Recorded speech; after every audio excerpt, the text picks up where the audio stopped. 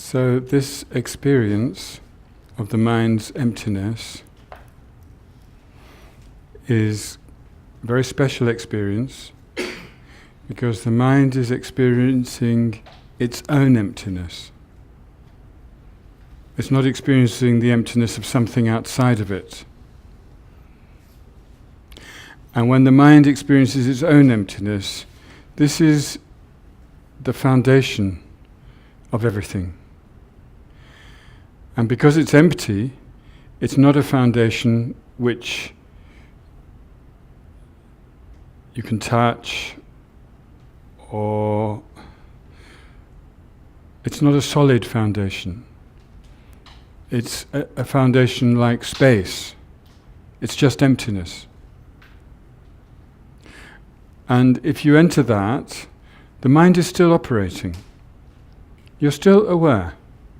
You're still meditating, but you're not grasping at anything as existing by itself.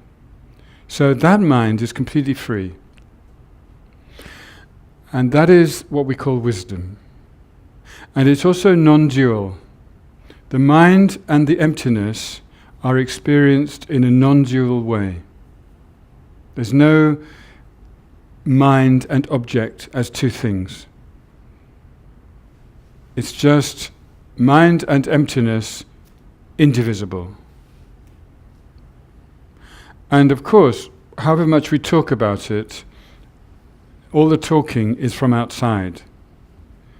It's only possible to know it from inside, which is beyond words. There's no words for how it is inside. But the words we use when we're teaching or studying the text are to give us an idea of where we need to go. Like when you're looking at a map, or the ways. The map is not the actual landscape that you travel through. And when on the ways they have this little flag with the black and white, which is the destination, it's not the actual destination. The destination is the place that you actually arrive. And so the text, the teaching, the leading meditation, that's all like the map. It's useful, we need it, but we have to find the experience for ourselves. And when we find it, when we really find it, there's no doubt. There's no question, because we know the truth of it. We have to be a little bit careful, because sometimes you can feel you know the truth, but actually it's deception. So for that reason, we need to continually go back and work again and again and again at this kind of meditation. And this is the wisdom aspect of the path to enlightenment, the wisdom aspect. In Tantra, we always put the wisdom aspect in the left hand. And the right hand is related to the method aspect.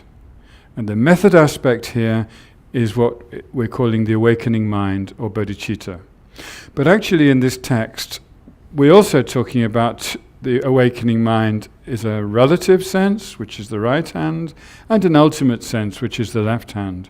So the ultimate bodhicitta is the wisdom understanding emptiness, and the relative bodhicitta is the wish to become enlightened to benefit all sentient beings.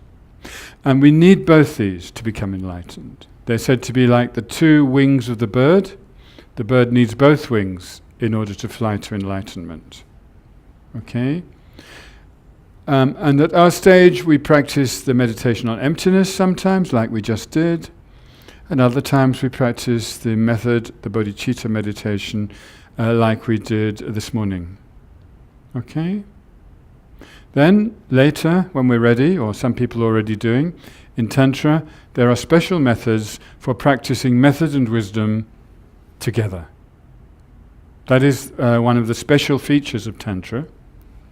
But we need a foundation before we can really practice Tantra. We need the foundation of understanding these kinds of topics, which are very difficult in themselves. So we shouldn't rush to Tantra. We should go there when we've got a good foundation in the wisdom of emptiness, in the method of bodhicitta, and also in renunciation. If, like me, you had a delicious lunch, you can check your renunciation very easily. When we first sat down to meditate, I found it a little bit difficult because I was still remembering the delicious lunch. That is my attachment.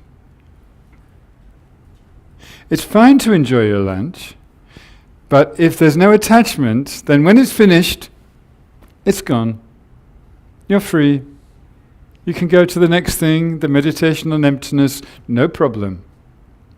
But if the attachment is still there, you're trying to meditate on emptiness, and a bit of you is thinking, delicious, delicious, delicious. That is attachment. So this is a way to check, where did I really get to? And in my case, not very good on renunciation yet, but I'm trying. After about 3 minutes, it got a little bit better. Okay. Verse 90. Though bodhisattvas such as Samantabhadra have burned the wood of afflictions with the wisdom fire of emptiness, they continuously remain moistened by compassion. This is a nice verse. I'll just give you some commentary. So the name Samantabhadra is one of the 8 great bodhisattvas at the time when Buddha was alive. He's very popular. He's quite famous because he made very extensive offerings. So sometimes we talk about Samantabhadra's offerings, and it's like a little tree with an offering, and then it becomes 2, and then an offering, and then each one becomes 2, until the whole sky is filled with countless offerings. That is Samantabhadra's offerings. And the name Samantabhadra means all good. All good. So this is the name of a bodhisattva. Burning the wood of afflictions. This is quite interesting, the idea of burning wood through meditating on emptiness. In order to meditate on emptiness, you need to use conceptions. Like just now, Shan was speaking to us. These are words. Those words correspond to conceptions in our mind. And we're trying to go beyond conceptions, but we're using conceptions as a sort of a means, like the map. The map is a conception, actually. But without a map, you don't know how to get there. So, someplace they say, the Buddha said, we use conceptions like rubbing 2 pieces of wood together to make fire, and then the fire burns up the wood, and then there's no wood. So we use conceptions in order to understand emptiness, and even to begin to meditate on emptiness, but eventually the power of the fire of emptiness burns up the conceptions, and we enter non-conceptual meditation on emptiness. So some of you may already have a little taste of that. It's a slow process.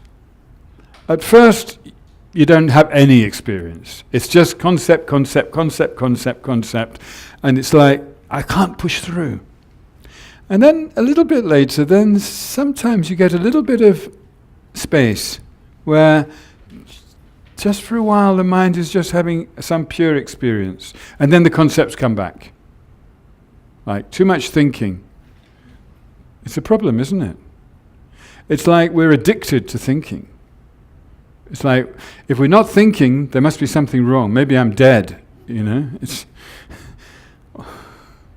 also, I don't know about you, but sometimes you have this problem that everything that happens in your mind, you have to describe it as if you're telling somebody else. So if you don't describe it, it's like, well, it doesn't exist. Or maybe if you describe it, it makes it more important or something. But it's ridiculous. So you have to tell yourself, no, I just want to experience this without any commentary, without any description. I just want to feel it. Or, as Shan said, to be the meditation. That's the best. To be the meditation. To be emptiness.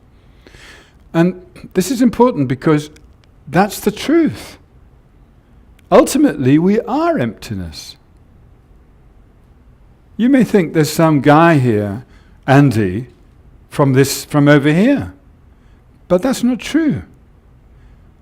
What is actually here is emptiness, and you are projecting Andy onto this. I'm also doing that. I'm projecting Andy onto here. Maybe I'm saying me.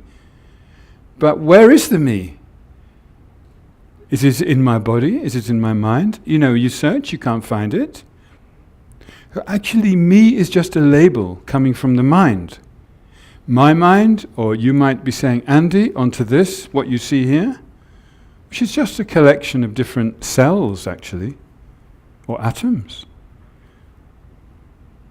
And then you think, oh yeah, over there there's this Andy, this guy. Actually, we construct our reality like that. Now with emptiness, when we become one with emptiness, when we are emptiness in the meditation, actually that is the reality. That's the ultimate truth. So this is something, we can't just jump to that. It's too difficult, actually, because of our habit of talking, thinking, talking, thinking, making, constructing, grasping, building. So real. It's disgusting, isn't it? I mean, who needs it? It's just like a chain, we have a chain around our ankle with a big metal ball. We can't move because of so much grasping. Let's cut it off and fly. Emptiness is freedom. Freedom from ignorance. Ignorance is just the false understanding of what I am, of what exists. Ignorance is false. It's a mistake.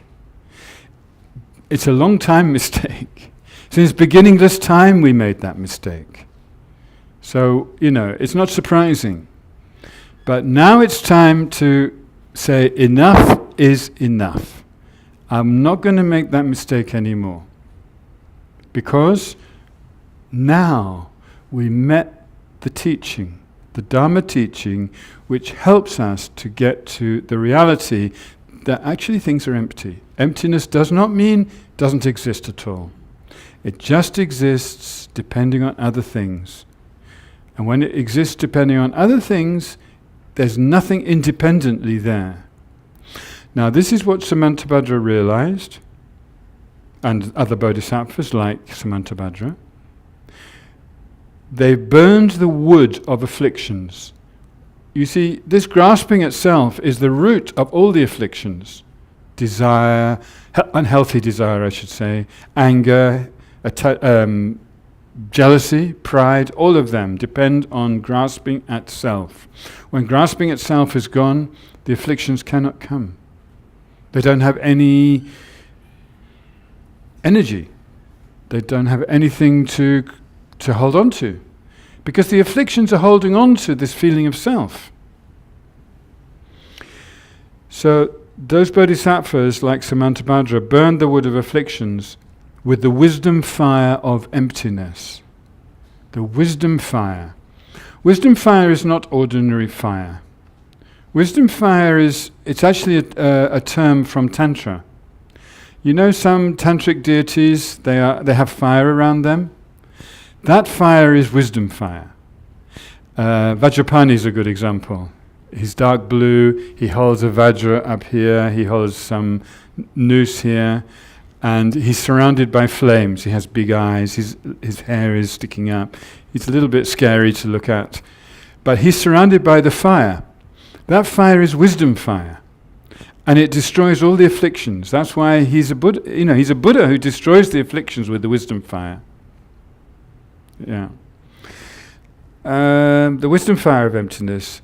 And those bodhisattvas continuously remain moistened by compassion. When it says remain, it means they remain in samsara. They remain in cyclic existence. In other words, they stay with people like us. People who are so stupid we don't understand all this, but they still remain to help us. Their purpose is to help us. You know, those of you who met His Holiness Dalai Lama, Lama Zopa Rinpoche, the other great lamas, you know what I'm talking about. They are completely free, but they stay with us. They put up with us, frankly. Because we take that time, you know, we never learn. There's so many of us. Yeah, but they remain. And they don't just remain one lifetime, they keep coming back. You know, now we have the 14th Dalai Lama. You know, there will be a 15th somehow, somewhere. That's what remaining means. Yeah. Okay. Moistened by compassion. So when it says moistened, it's good to remember compassion is a little bit like the moisture which is used when we're growing the plant. You remember the plant that grew into a fruit tree? It needs moisture. And so when previously it said they're firmly rooted in the ground like compassion. Here the moisture is also like compassion. And moisture is a good analogy for compassion because it's a bit like tears. Sometimes with compassion we have some tears, sad about the suffering of others. That is the moisture of compassion, isn't it? Okay. 91. Under the power of compassion, that means the compassion is like their fuel in the tank of their car. It's like the power of compassion is what is driving them. Those beings display acts. It means they're not really doing these things. They're just showing them so others can learn. And this is referring to the 12 deeds of the Buddha. Although there are not quite 12 here, so they're not all here. Acts of departing.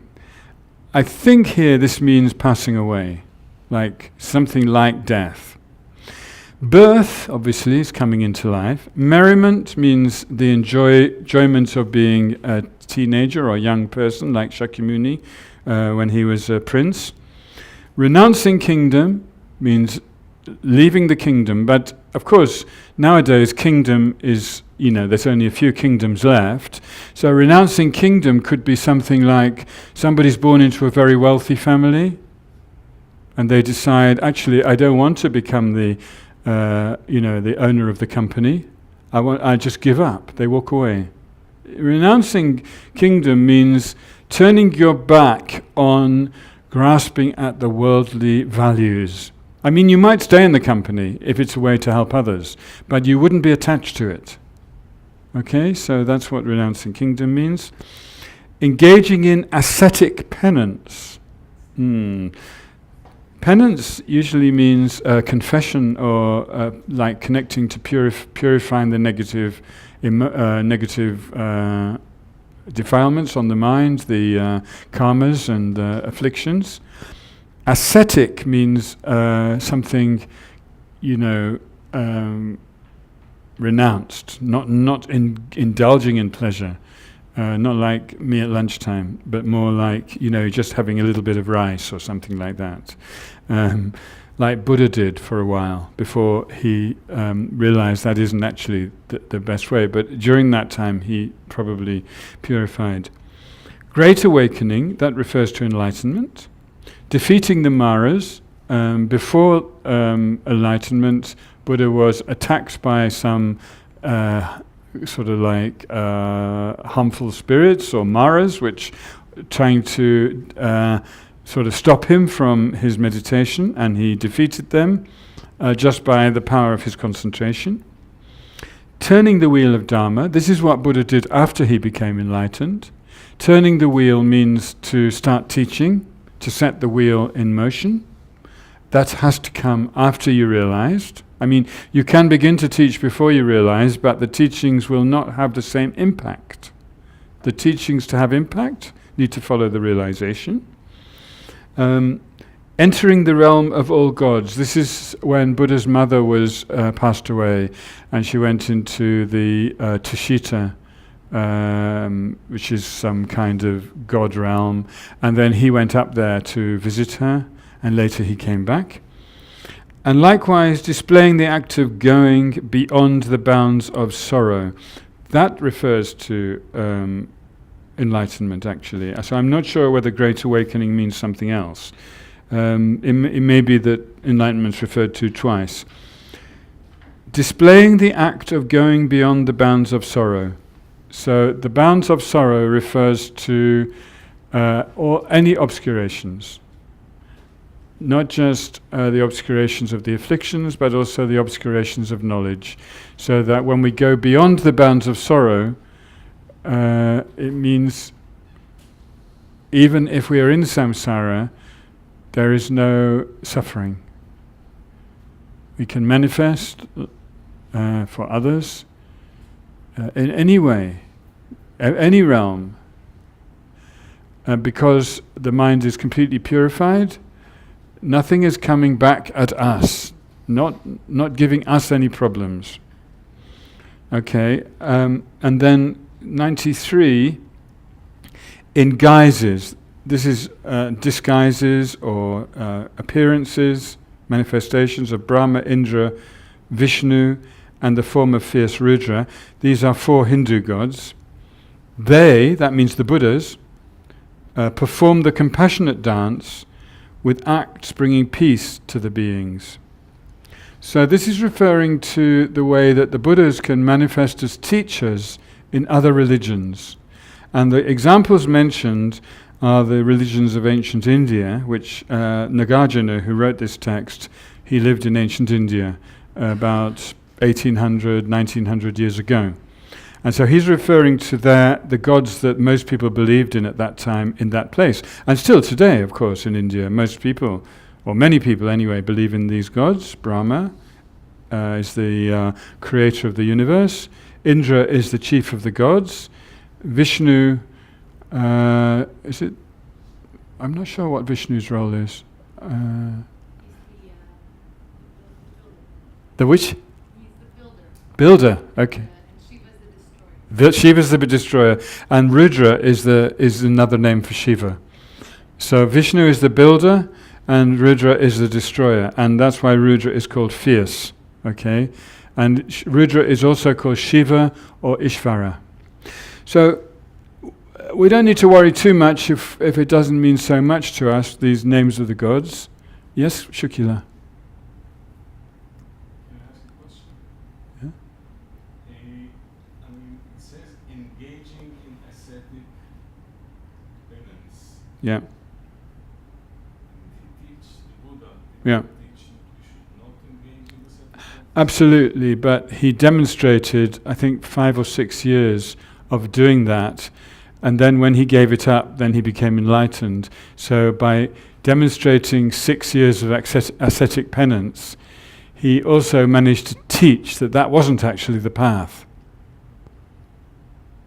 So why is he- He's showing it. He's not really believing in it. So, I mean, Well, why does he engage in merriment? He's not teaching that everybody should, have parties all the time. In his life, he did various actions which he then renounced. And that was the ascetic penance he also renounced. Penance is something that you afflict on yourself. Yeah, yeah. For a long time, Buddha only ate a few grains of rice every day, and he became very skinny. And then later, this young woman called Sujata offered him a bowl of rice pudding, which was made with milk and rice. And he thought, okay, well, I've been doing this and nothing happened, so I will eat this. And then the bliss that went through his body enabled him to actually go into a new level of meditation. And then he taught the middle way. Neither asceticism nor sensory indulgence, but the middle way. And then from there he went to Bodh Gaya, sat under the tree and became enlightened. So the ascetic penance was just a display so that he could show, I went beyond that. Okay? coming back to verse 93, this compassionate dance of the other gods, I think it's not that Buddha wants us to follow all these other gods necessarily, but sometimes it's helpful. It brings some spiritual development. These gods of ancient India are a bit like the gods of ancient Greece, Zeus and Athena and, I can't remember, Hermes. Yeah, I couldn't hear that one, but anyway. Aphrodite. Yeah, we call her Aphrodite. You call her Aphrodita. Yeah. Okay, fine. Yes, that one. Yeah. So they all have a great time on top of Mount Olympus. It's like one long party, and it might help some people because the way to get there is to live a good life. You have to create positive karma. You can't just be born there if you do bad things. So these kind of practices and results are temporary. And it may be even some of the other faiths that exist in the world might have been taught by Buddhas. I can't say. The thing is that Buddhas teach according to the needs of the audience or the potential of the audience. So sometimes the audience isn't really ready for emptiness or even bodhicitta. So they teach something less than that. And then by practicing that, those people reach a certain level, and then the Buddhas can teach them something further. So that's really what's being referred to in verse 93. Okay, the compassionate dance acts, bringing peace to the beings. It means that through that, the people's minds become calmer and more peaceful. It doesn't mean that they're finally peaceful, because they're still in samsara. Yeah, compassionate dance. The Buddhas.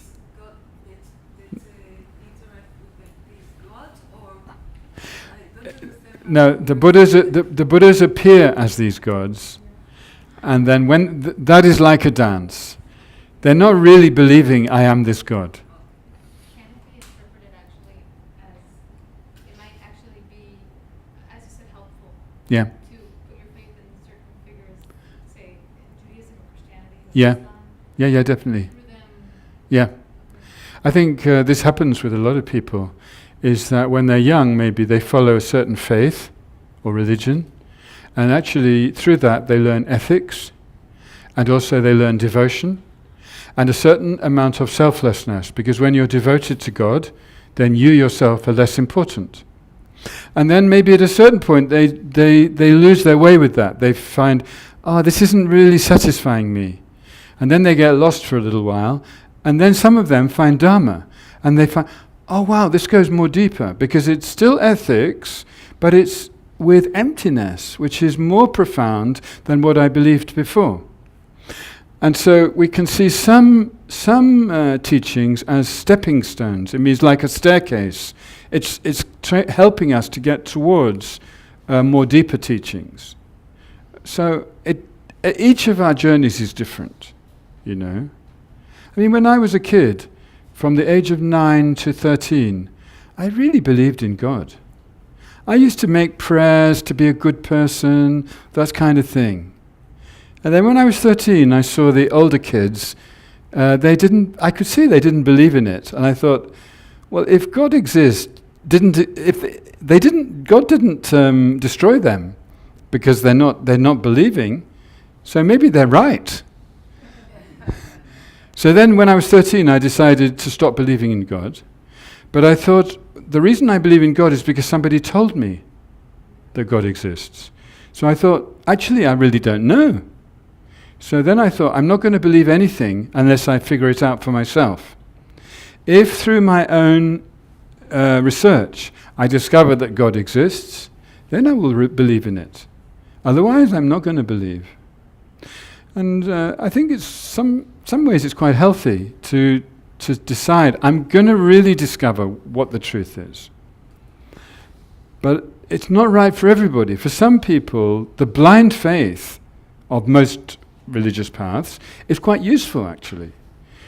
Because it makes them live an ethical life, and they can be a good human being, good member of the community, good member of the family, and so forth. And they can also practice love and less strong self-belief,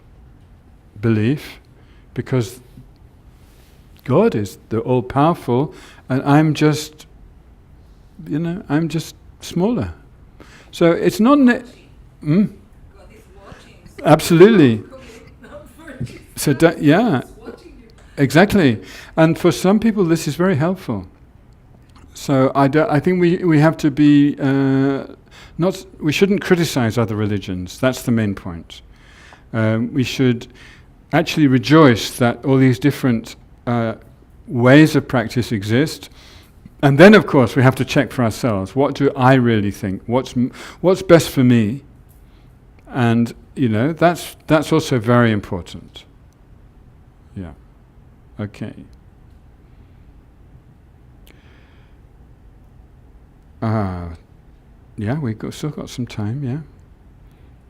Are we okay with the keeping going, or do we need to have a little discussion? How are you doing? We do one more verse and then open it up. Think of some questions while we do the next verse. You got a question now? No? Okay. 94.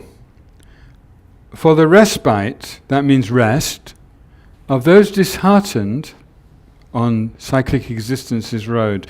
That means people who get depressed by the suffering of samsara.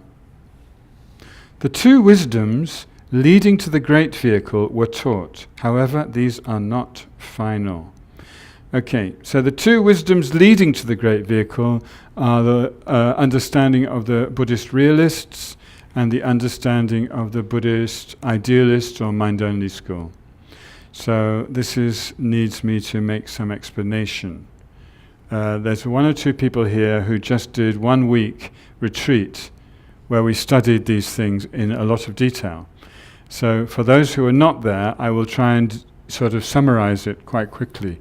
But I'm sure some of you already know a little bit about this. The non-Buddhists, at the time when Buddha taught, most of them, or many of them, believed in a self. And they believed in an absolute creator God who never changed. And that somehow the self was part of that creator God. And in fact, everything is one. And we are all just part of that. But we don't realize it. And therefore, if we only realize it, we will just we will just merge with the Creator. It's familiar, isn't it? It's not only in ancient India, that kind of belief. But when the Buddha came, the Buddha pointed out, actually, it's impossible. It can't be like that. And the main reason he showed it can't be like that is because almost everything is impermanent. All the physical things and all the mental things are changing every moment. Every moment. And therefore these things are not fixed as something permanent. In fact, everything is just very, very changeable. And more than that, he really emphasized that things, especially the person, but things in general, are made of many parts. And therefore there isn't there is no oneness actually in the sort of existence. There's no oneness of existence. I think that's the important point, which is what the non-Buddhists thought. So at that initial level of teaching, which is called the first turning of the wheel, and which was the sort of earlier teachings Buddha gave after he became enlightened, he taught that ultimately there is a smallest particle, and everything physical is made up of such smallest particles, and there is a shortest moment of time, and that everything in the mind is made up of these short moments of mind. And he taught that this smallest particle and this shortest moment are indivisible. That means you can't break it into parts. And so for those Buddhists who are called realists, they believe that there is something real underneath everything, which is either made of smallest particles or smallest moments of mind. And so we can call them Buddhist realists. They're Buddhist because definitely they don't believe that there is a self controlling the mind and body. That's quite a big step. They do believe in non-self. They believe that all there is a body made of many particles or cells or parts, and a mind made of many moments of experience. And apart from that, that's it. So if I say I came to Herzliya this morning, the I, they say, is just is a label onto this body and mind. The body and mind came to Herzliya, sure, they agree. But the I is a name for that. Okay? That's the Buddhist realists. Then, the next level, that's the first of these two wisdoms in this verse. The second of the two wisdoms is called mind only. They say there couldn't possibly be a smallest particle which can't be divided. Because if we found such a smallest particle, we could divide it into parts of the directions. It would have a top part, a bottom part, and a part for each side. And therefore it could be divided. And then even each part could be divided. And in the end, we wouldn't find anything. So the mind-only school, or sometimes called Buddhist idealists, they actually believe that outside of the mind, there isn't anything. And you might think that's crazy, but when you recognize that everything we experience is just an image on our mind. Like right now, quite a few of you are looking over here. And in your mind, there's an image of this guy wearing this jacket and these spectacles. And your ears are also, you've got an image coming through your ears of this voice talking these words. But what you're actually experiencing is the images. Because your mind is only capable of experiencing images. Your mind cannot touch material things. And even sound, for instance, like my words, what's coming through the air towards your ears? Is it a sound or is it actually a wave? It's a wave. And it's your ears and your brain which are interpreting those waves into some words which then are coming to your mind, and your mind is experiencing a word, and then it's interpreting that to the meaning of the word. It's amazing, the mind, actually. If I say the word meaning, you immediately interpret, you don't just hear the sound, meaning, you immediately think what meaning means. And it's so quick, isn't it?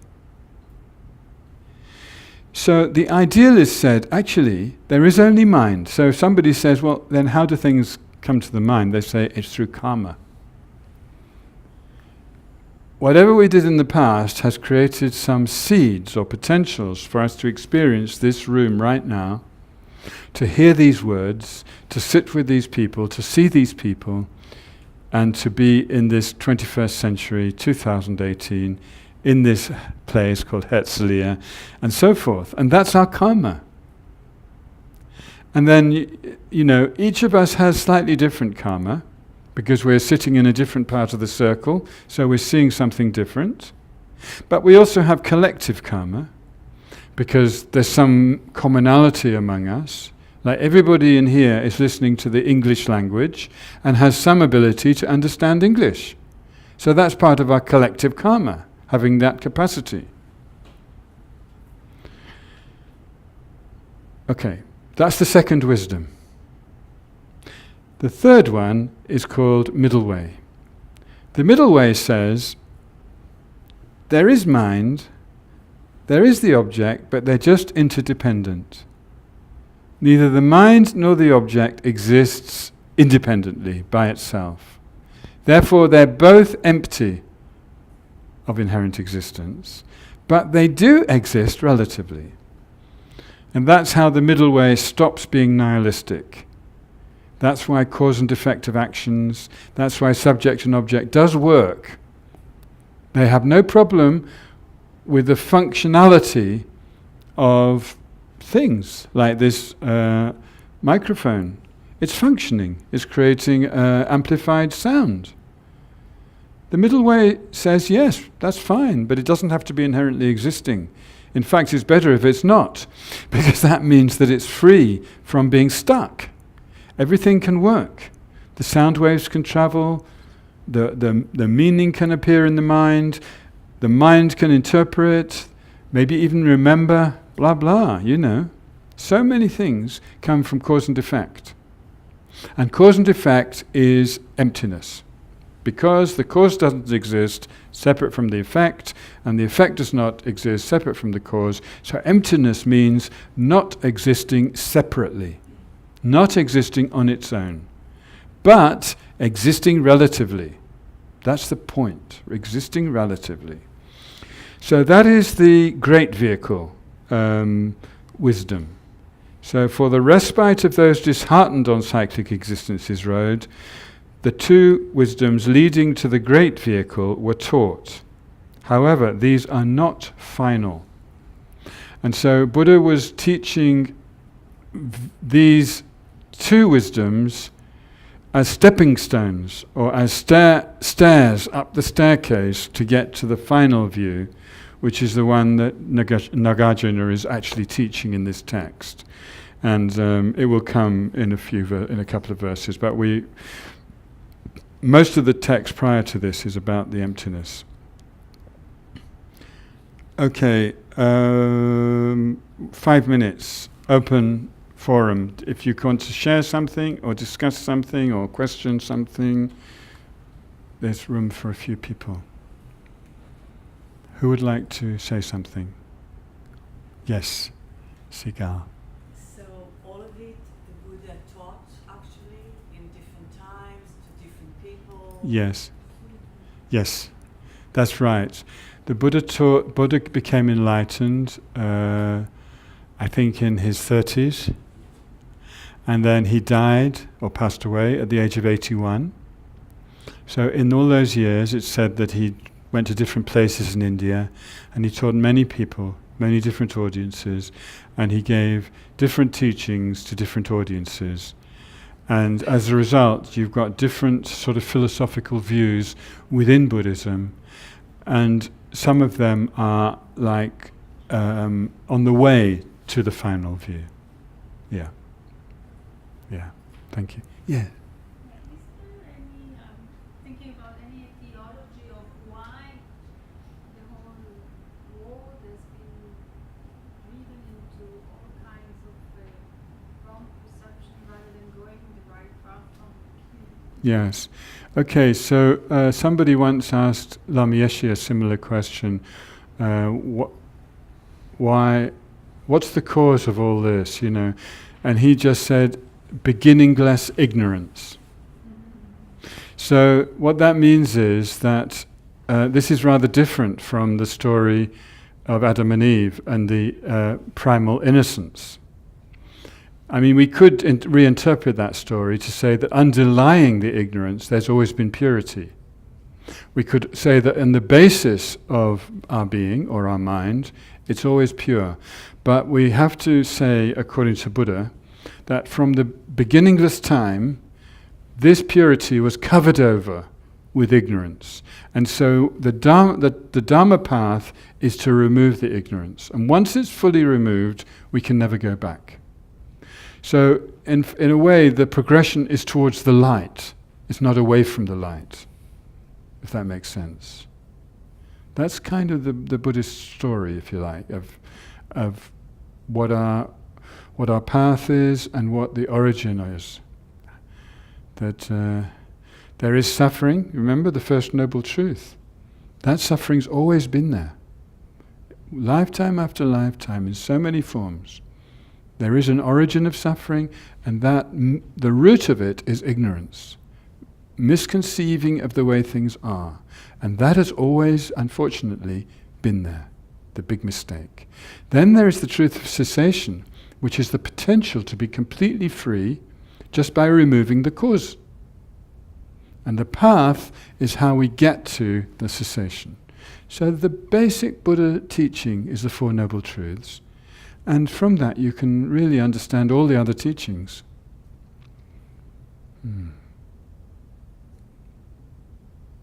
Okay, maybe this is the time to stop for a break. And we're going to have a short break.